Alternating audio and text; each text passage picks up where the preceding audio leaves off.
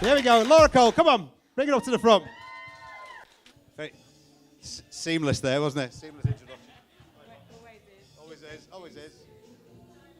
Oh, thank you very much. And I think we've got, is it Matt? Come on, DJ. What's happening? Oh, it's taking him a second to load. There we go. It is you, Matt. Come on. Give him a round of applause.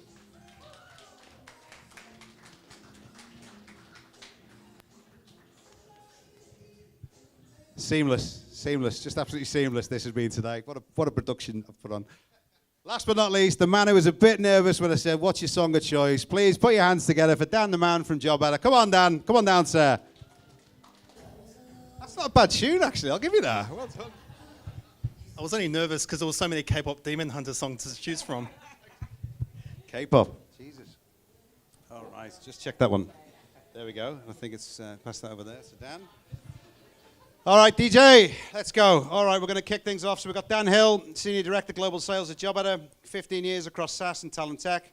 Brings a sharp view on how agencies are adapting to, not just today, or to talent in today's market. And we've got Matt, the man, the co-founder of Seven Figures Creators, one of Australia's best-known LinkedIn growth strategists, helping founders and recruiters turn personal brand into revenue. And Laura Cole, Director and Trainer at Hopes Consult, works with agency owners to sharpen their people, process, and BD strategies for lasting impact. How was that? More seamless than the intro, wasn't it? Thank friggin' hell for that. Okay, so I'm going to set the scene. In tight markets, the agencies that thrive aren't always the biggest. They're the ones that adapt the fastest, nail the fundamentals, and innovate when others stand still. With over 10,000 agencies in Australia, yes, standing out is tougher than ever. Today's discussion is about how to sharpen your BD strategy, grow your business, and give yourself a competitive edge. Dan the Man. JobAdder's benchmarking report shows BD is a top challenge. What are you seeing across agencies right now?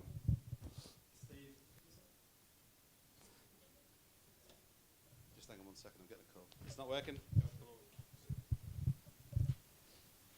Before we kick off, Steve, we got you something, mate. I think you've done such an amazing job bringing all these people together, over 150 registrations. And before I forget, and we get to the end of the event, I just want to say congratulations and thank you. So well done. Well done. This is number 6, so many more to come. I think, back to your question, why is BD the top challenge across recruiters? And I think this is a really multifaceted question and a really important question. BD isn't the number one challenge. The number one challenge right now is hanging on to your customers. And that's really interesting because this is the first year ever in our benchmark report that BD is not number one. BD has always historically been number one, but now it's number 2. Number one, how do we just maintain our customers? How do we keep them? And BD is number 2. There's a bunch of things that are affecting that at play. Number one, soft spends are being procurement functions now, so that creates a lot more internal challenges before you can go external. There's a lot more competition from agencies, and there's also a market as well. So these 3 things together have made it a much more competitive environment. Customers are also a lot less loyal than what they have ever been. There was a survey run 5 years ago by DCM Insights. The question was, if a service provider provides you with a good service that meets your requirements, will you continue to use that service provider? 5 years ago, the answer was 75% yes. This year, the answer was 50% yes. They expect in the next 5 years, the answer to be 30% yes. So customers are becoming a lot less loyal, and that's changing the nature of business development. Business development no longer means just going external, bringing in completely net new customers to your business. What it means now is maintaining and expanding the customers you have. How do you maintain your footprint? What do you do to make sure that you're continuing to win work from your own customers? And I actually brought my notes because we had a really interesting quote I wanted to read to you.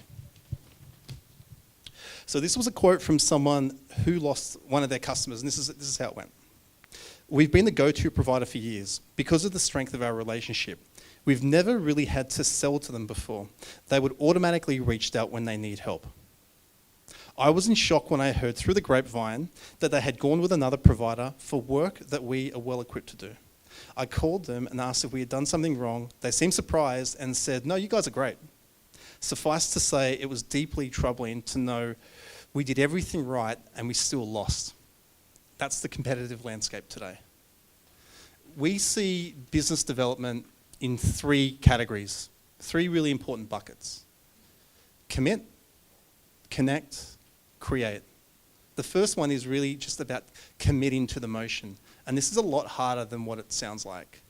I have a lot of empathy for consultants who are entering the space or founders who are getting into business for the very first time. They don't actually expect to do a sales role or a business development role. They get in because they love people, they want to help people and serve people, and they're really noble purposes. Most of the job is really sales. And they don't necessarily understand that that's what I have to do the majority of my time of my day. So the first thing they need to do is commit to that, and commit at an organizational level. Are we setting goals? Are we prioritizing the right things? Are we giving them the right playbooks? Do they have time blocks in their calendar to do? The next one's really about connecting. Connecting really talks about managing the stakeholders internally and externally. In most organizations today, to win a deal, you need to speak to, or there's like between 5 and 8 decision makers involved in a decision in that deal. That dramatically increases your probability of success if 2 or more people in your organization are speaking to them. If it's just you, that's a lot harder. So managing your internal network dramatically increases your ability to win. And the final one is really create. And that's create strong relationships and also create value. And what value is a really interesting question. Value, a lot of the time, could be, and we'll hear today from Matt, really around how do you create value at scale? How do you create value one-to-one? And I'll leave Matt to talk about what it means to create value at scale. But for me, creating value one-to-one really comes down to 3 things. Does this create business value? Am I sharing my value in a trusted way?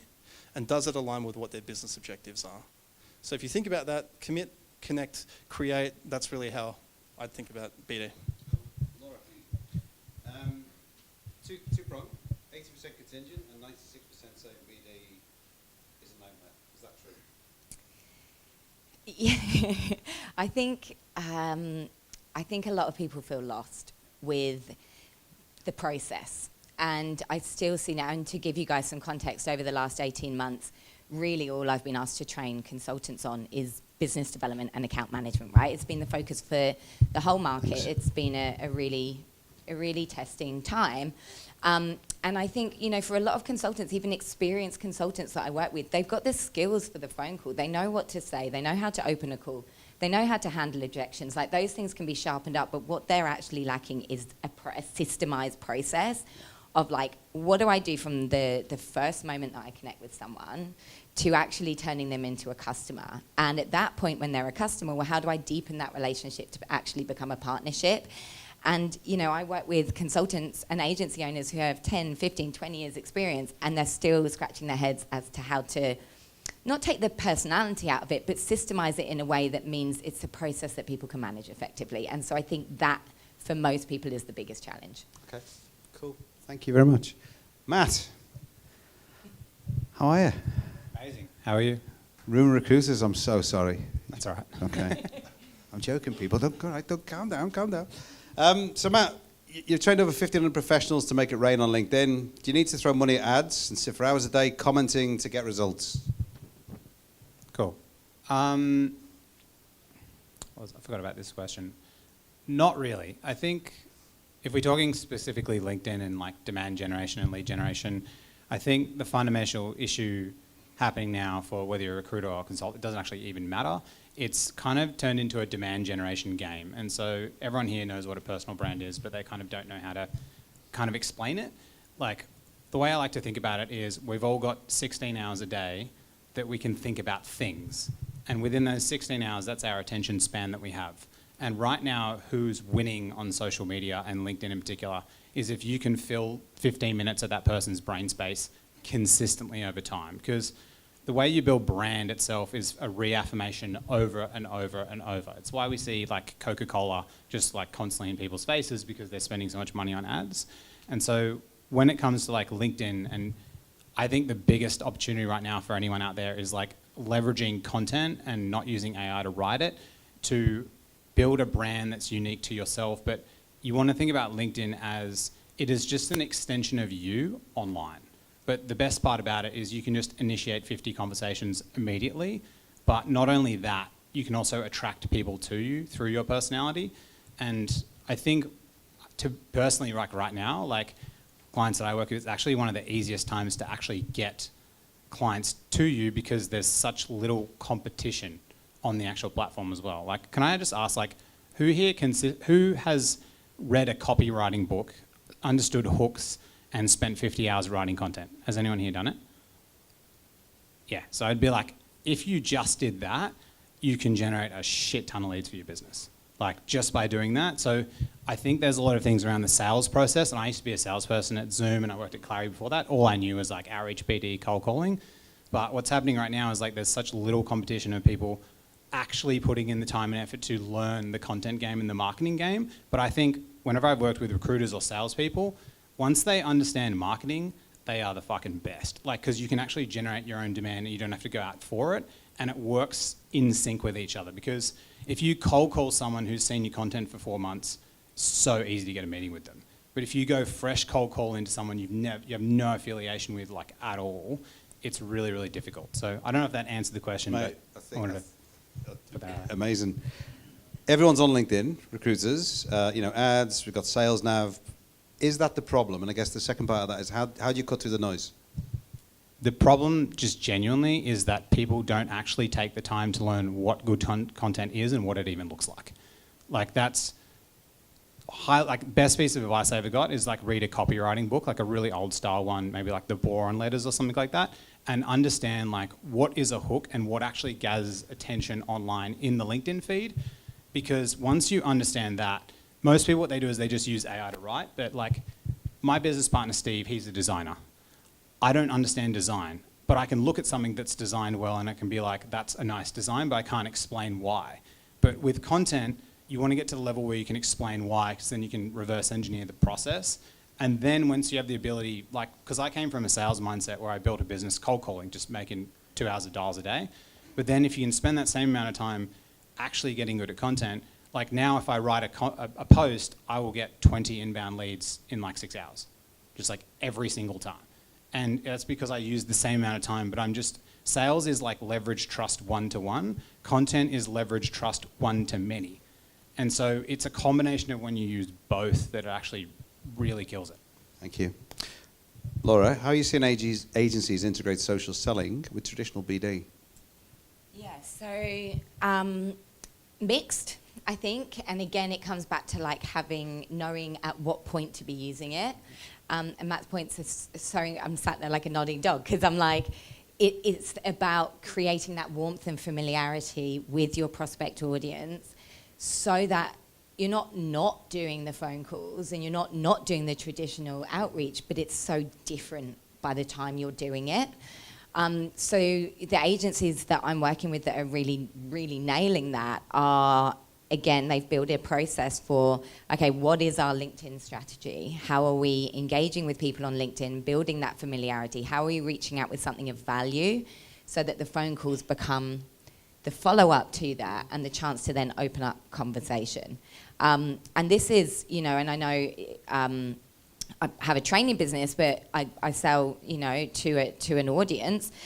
This is everything I do follows this process of LinkedIn and then outreach. And every conversation I have now is like, I've seen your stuff on LinkedIn, and as a trainer, it's really important that people have seen me and know what it feels like to be in the room with me, right? So that's what I focus a lot of my content on, and half the job is done. But for the agencies, the recruitment agencies that are doing really, really well at this is, again, systemized approach to, we're building our networks, our individual networks on LinkedIn. We're creating really nice, juicy value adds that are not huge on content. There's something that someone could read in 2 to 5 minutes, especially someone who doesn't know you, because if you're not a big brand name, why are they going to read a 50-page document you put together? So having these short, snappy things to actually feel like you're reaching out with something of value, and then the BD traditional piece becomes a follow-up to that. Okay. Thank you. Yeah. Dan, so blending automation and human touch, what's the line between smart outreach and spam? I think this is a really, really interesting question, and it's so easy. It'd be so easy for me to sit here and say, oh, it's got to be all human. I think it's a business decision, and you've got to think about what the impact is for your business, because there's benefits and risks to both things. billion-dollar businesses have been built just through non-personalized mass emailing. Zenefits, the fastest growing B2B business in history, was built by Matt Planck just by sending out thousands and thousands and thousands of just non-personalized emails. And this was back in 2012. He did it again at Rippling. Same playbook. Non-personalized outreach. Had a 1% response rate. They blasted it out. The question is, can you burn your entire market by doing that? His answer was yeah. If you're a service provider, I don't think it's going to work the same for you. And I think this is a really easy trap to fall in.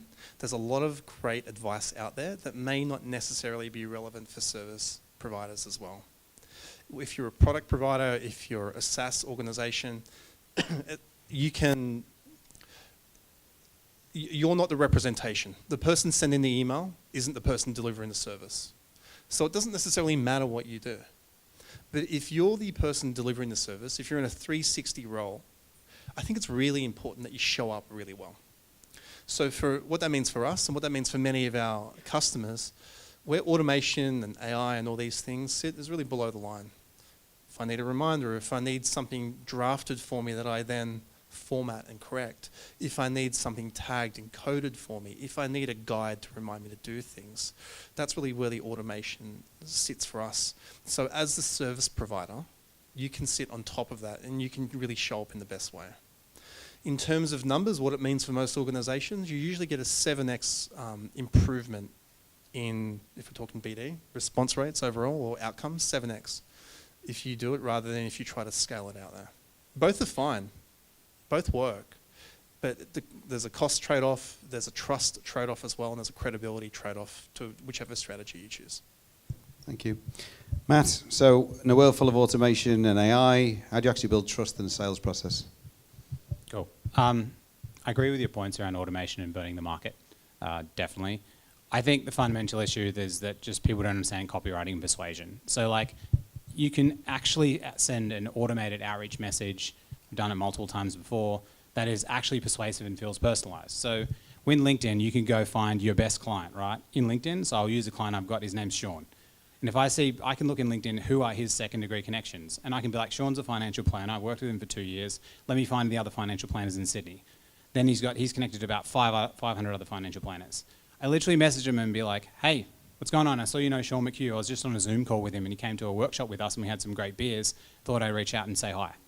You can send that to 500 people, but the skill to be able to learn how to write like that requires like understanding persuasion and copywriting and positioning and actually finding your leads lists as well. And so you can actually leverage automation in the right way and you can bang out, like I used to do it for a commercial cleaning company, this guy called Ash Lal, and the message or the email we sent out to like thousands of people, which were like, hey, I was just walking past your office in Surrey Hills, thought I'd just say hi as well. My name's Ash, I've got my wedding happening soon. And I really need to like pay for a good wedding for my wife. You know, with COVID, we couldn't see each other for 2 years. So I'm just wanting to see if I could do a walkthrough. I've worked with AFL, this company, just wanted to see. And like when people receive that email, they didn't even think it was automated. And so with actual automation, if you understand like, how do I leverage this message in a way so it doesn't sound automated, you can actually use automation, because I don't think there's a this or that in the conversation. But when it comes to automation itself, the thing which people get wrong around AI is that the AI automation is 2% of the whole entire sale. All you're trying to do is walk up to someone here tonight and say hi. That's the whole entire thing of AI. 98% of the whole thing is actually having the conversation back and forth, which you need to do. So you want to use AI and automation itself to begin as many conversations as you possibly can. And ideally, as a salesperson, your whole entire day should just be talking to people.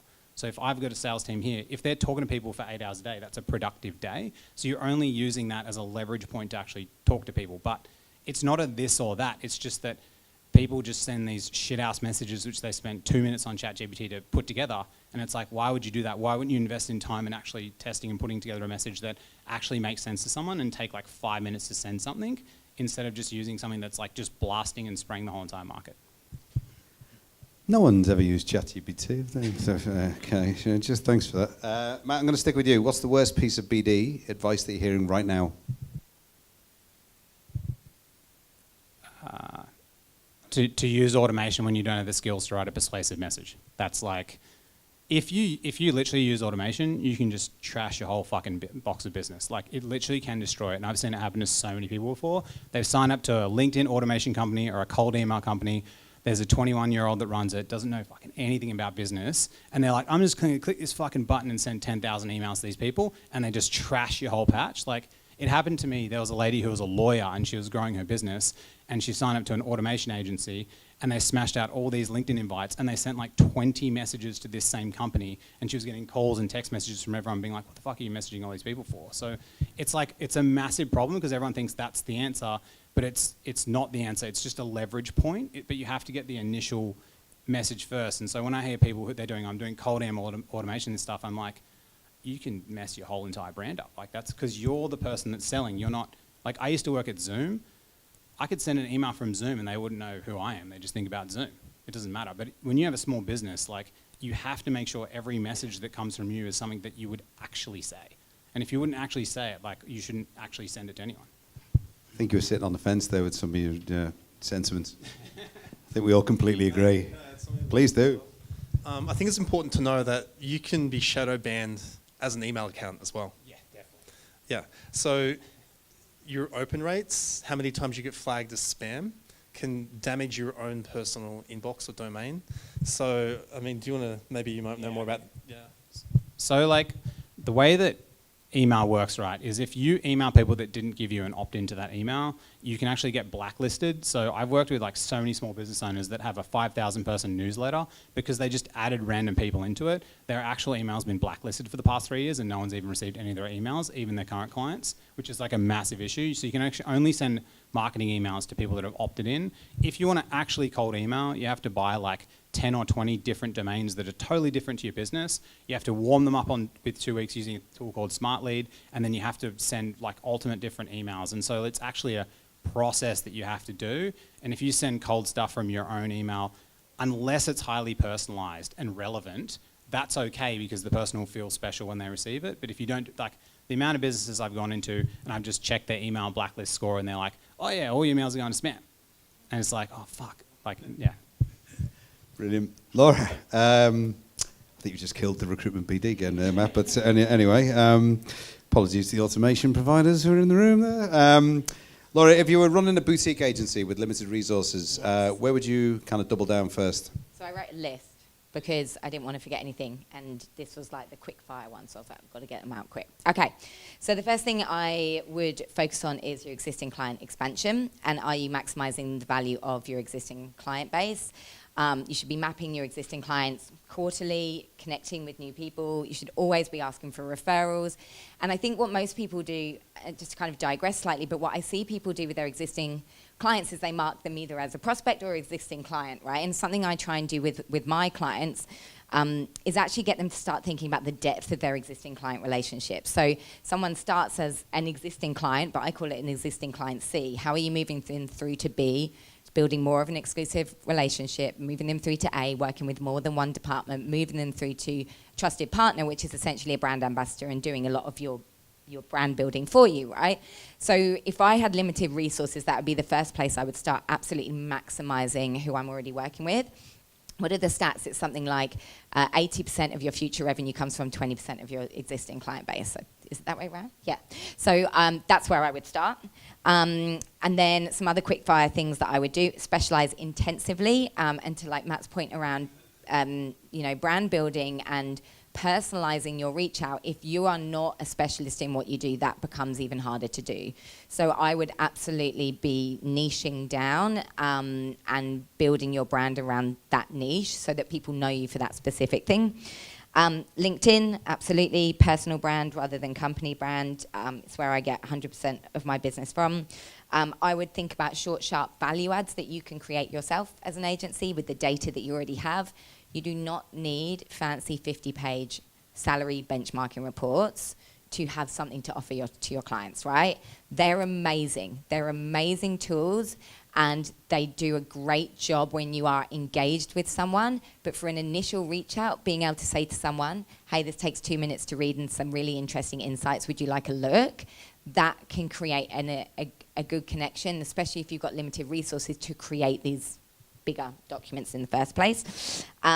referrals, referrals, referrals, referrals, referrals from everyone, anyone you meet, anyone you speak to, candidates, clients. And then I would say what costs nothing for an agency to do is actually build a systemized business development process. Dan and Man, final question, and we'll take some from the floor. What's one thing you think most agencies are wasting money on right now? That's a good question. I've got two. But before I jump into that answer, I just want to give you one mantra for BD that's sort of top of mind for me that I've heard that I think makes a lot of sense. Your placements pay your bonus this year. Your BD pays your bonus next year. So I thought that was a really cool one I wanted to share with you guys as well. The two areas I think are the biggest waste of money for recruitment agencies. Well, I'm going to reframe the question. The two biggest areas of expense for agencies are wages and job ads. So I think they're the two biggest areas. Right now, I thought you were about to say JobAdder. I was going to say, Jesus Christ, that's pretty no, bold there, Dan. no. Job ads, By the way, we people. just released our benchmark report as well, so please download that. Yeah, it's great. Yeah. Right now, 78% of you are making placements from job ads. 3 years ago, that was 60%. So getting that number back down using the database will deliver massive, massive savings. Biggest single area of savings right now. The second area that I think is really interesting, as I mentioned before, is wages. Now, when I look across the sales industry, if I remove recruitment, the turnover of the sales industry is about 30% year on year. That's about the attrition you get. Recruitment is about 20%. Are recruiters that much better, or are we just not performance managing effectively across this industry? And from the conversations I've had with people, there really is more of a lack of performance management across most organizations. They feel anxious about letting someone go, even though they're doing the job just enough or maybe just under expectations, but I can't have no one in seat. So I think if we really think about how do we utilize our database more, and there are some great examples in this room of organizations that do a fantastic job utilizing their database. And I think it's another thing to think about, what are our performance management standards and how are we enforcing those? Beautiful. Thank you. We've got 5 minutes for a few questions. Any from the floor? Or do we have to go and use AI on automation? I'm joking. Don't shoot the messenger. A very quick one. What was the name of the book? The copywriting book? Did you mention the name of the book? The boron letters. But if you're going to study copywriting, just go super deep on the weekend for like 20 hours, and then you'll emerge with this knowledge where you'll be like, holy shit, I can write things and get people to do stuff from writing. That's not brilliant. 20 hours. Yeah, just seriously go super deep for like 20 hours and just lock yourself in a room and just go hard, or walk around with podcasts or whatever, and you'll immerse yourself in one weekend. He's looking at you like you only said only 20 hours? Yeah. I think he wants 30. Wowzers. Any questions, or is everyone already about to start on those 20 hours? Okay, going once, going twice. Final thought, what's the one piece of advice you'd give to those struggling to grow their business? I'm going to start with you, Matt. When everyone zigs, you want to zag. So like literally everyone's trying to do the same thing when I think most people here are in recruiters, right? So if I'm speaking just to recruiters, learn marketing and copywriting. I was a salesperson for like 3 years in the beginning of my career, and I just cold called my way and cold emailed my way to everything. That's all I did. And then I realized sales is just the transfer of trust one-to-one. Marketing is the transfer of trust one-to-many. Just 10x down on marketing and build a personal brand so you've got shit tons of people coming to you.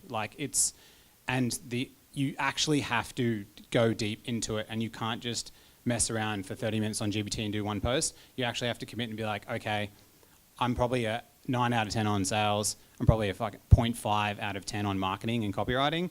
How do I get myself up to a 7? And it's just literally immersing yourself into it, reading copywriting books, doing stuff, and actually posting things online. Like actually post. Don't just say you're going to post. Like don't go walk away from an event and be like, I'm super inspired, and then you just do shit all. Like most people do that. Like actually do it as well, and become really obsessed with it. Because trust, like from all the clients that I've worked with, like once they can literally hit post on a post and they get inbound leads, they're like addicted. And most people I've chatted to around LinkedIn, they're like, oh, I posted for 6 to 12 months. I just do it for brand. I've never got inbound leads. I'm like, no, you just don't know how to write. Like seriously, like you should get leads from like in the second week. especially if you had an established business for the past 5 or 10 years, you've already chatted with like thousands of people who know you. You just have to like reintroduce yourself to them that you even exist. So yeah, when everyone zigs, you want to zag. Love it. Dan? I think it's important to know that people want to see you succeed. People want to see things work out, and people are rooting for you. And I think one of the most important things is making sure you have a good network. You have a mentor that you can go to ask questions. And you may need multiple mentors. There may be a great mentor around setting up sales process. There may be mentors around candidate management. But getting a mentor and journaling what's working for you and what you're really struggling on, I think that's a very obvious step that a lot of people that we speak to are missing at the moment. Thank you. And Laura, to close us out? Yeah, I would say consistency. Just like, especially with business development, like if you're kind of going all in and then, you know, you get a load of work on and then it kind of falls off, like business development is all about consistency. And so I would say just a little bit of everything every day, keeping the plate spinning. And also, you know, looking at the way that you feel about rejection, because that definitely influences how you do BD and the way that you approach it. And knowing that, you know, what you're doing today, and Dan, great quote there, but like what you're doing today is going to pay off in the next 3, 6, 9 months. Like it doesn't have to be a yes on every single phone call, but you're laying foundations every single day. So I would say just that consistency. Try not to worry too much about the big picture. Just think about what you're inputting. Give me a round of applause, please. How good was that? Whew. Thank you very much. I think we're actually bang on time. That was amazing. Thank you. Thank you very much. Please take a seat. Thank you. Give me a round of applause. That was amazing.